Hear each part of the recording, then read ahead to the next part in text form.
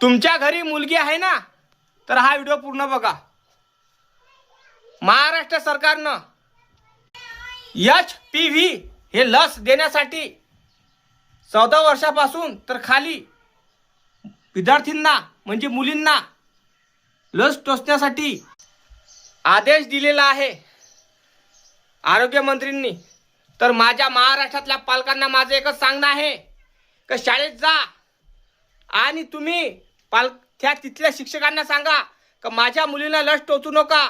त्या लसामुळे तुमची मुलगी उद्या जाऊन लग्न झाल्यावर आई बनू शकणार नाही आणि कॅन्सर सारखे विकार होणार।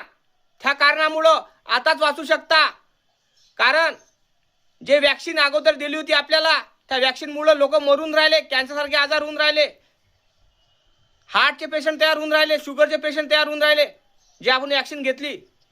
आणि आता मुलींना टार्गेट करत आहे। तर प्लीज हात जोडून विनंती करतो, हा व्हिडिओ जास्तीत शेअर करा आणि पालकांना सांगणं एकच आहे की तुमच्या घरी 14 वर्षापासून मुलगी असेल त्या मुलीला लस टोचायला लावू नका। प्लीज हात जोडून विनंती करतो, शेअर करा हा व्हिडिओ, महाराष्ट्रातल्या पालकापर्यंत गेला पाहिजे दादा।